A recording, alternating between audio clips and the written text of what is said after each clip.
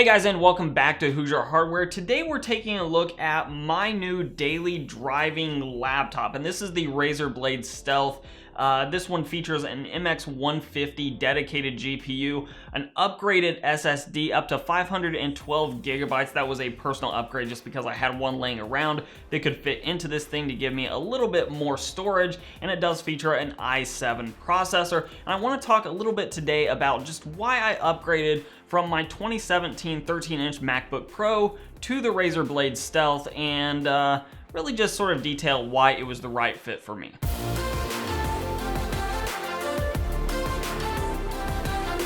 Now, to get started, I did, going into this whole process of looking for an upgraded PC, at least an upgraded laptop, I did have a checklist that I wanted to accomplish going into it, and that actually helps explain a little bit why I upgraded from the MacBook Pro. First and foremost, I wanted more processing power. My MacBook Pro was one of the old i5 MacBooks that had a dual-core, quad-thread processor, and I definitely wanted a CPU upgrade, which the i7 in this system, 4 cores and 8 threads, definitely gives me just that, a quite major upgrade on the CPU side of things. But I also wanted a GPU that could actually do some light gaming, because when I do travel, which isn't actually all that often, but occasionally I do travel, especially to see some of my family, and with the holidays coming up, that was definitely a consideration too.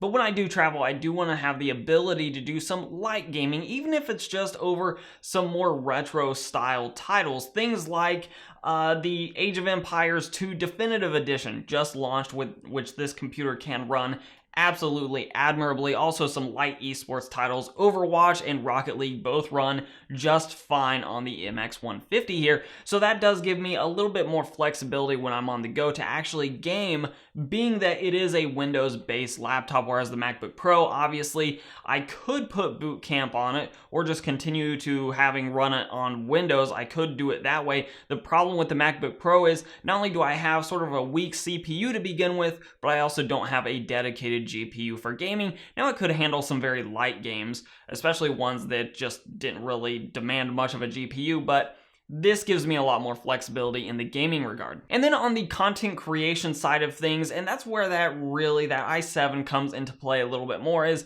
this thing just gives me a little bit more of an upgrade with the creation of videos, especially with video editing. I feel a lot more comfortable using an i7 processor, which yes, the MacBook could do, but the timeline wasn't particularly strong, and I am an Adobe Premiere. Turn that display back on. I am an Adobe Premiere Pro editor. I didn't ever use Final Cut or anything like that. And for Adobe, the laptop here, the Razer Blade Stealth with its i7, is definitely the better option and will give me better timeline performance than the MacBook Pro ever did. So that was the other major consideration when it goes into looking at the hardware and looking just what I was looking to do with the hardware. Now, that's not to say there weren't any concessions when it came to picking the Razer Blade Stealth over another MacBook Pro, like a 2019 MacBook Pro 13-inch, which would come with a quad-core processor. One of the big things there was I didn't want to have to pay completely over-the-top prices for storage upgrade, which I could not upgrade a MacBook Pro storage because of, I think it's their T2 chip, or whatever their security chip is, as well as their very proprietary SSDs. Just makes user upgrading the SSD either impossible or nearly impossible, and certainly nothing I wanted to delve into, whereas this thing uses a traditional M.2 NVMe drive. Easy to pop out the old one, which I immediately did when I got this thing, and I popped in a 512 gigabyte drive that I had laying around. And then later on down the road, if I eventually want to add maybe a faster one, because I definitely don't have the fastest NVMe drive in there, or if I just want to add more capacity, I can just pop off the bottom panel and add an SSD and remove the old one, and I'm good to go there. So the user upgradability of the storage was definitely a consideration as well. And some of the other concessions that I had to consider, other than moving ecosystems on the laptop front, which not really that big of a deal to me, but frankly, I actually really liked the MacBook Pro's feel in the hand. And I'm not just talking about the status symbol that goes with having a MacBook Pro. I actually quite liked the keyboard. And I don't really particularly love the Razer Blade Stealth keyboard. It's okay, but going from the very clickety-clackety, very low travel MacBook Pro keys that I had gotten accustomed to something with quite a bit more travel and frankly a mushier feeling keyboard, not my favorite thing. The MacBook Pro, in my opinion, has better speakers, though I do believe the Razer Blade Stealth gets louder. I just don't think they're quite as clear. And the MacBook Pro has basically, in my mind, the best trackpad in the game, though I will say Razer did a great job with their trackpad, and the Windows Precision drivers are pretty solid. It's just that Apple's doing trackpads better than anyone else, at least right now. Now, the screen here is actually a little bit of a side grade, whereas the Razer screen is probably a little bit more color accurate than the MacBook Pro, and that comes down to the calibration that Razer does on these screens, and it is a 1080p IPS panel. It is not the Quad HD, not the 4K touchscreen here, which I wish it was. I just didn't really want to pay the extra for it. But the MacBook Pro did have a taller display, which gave you a little bit more real estate there.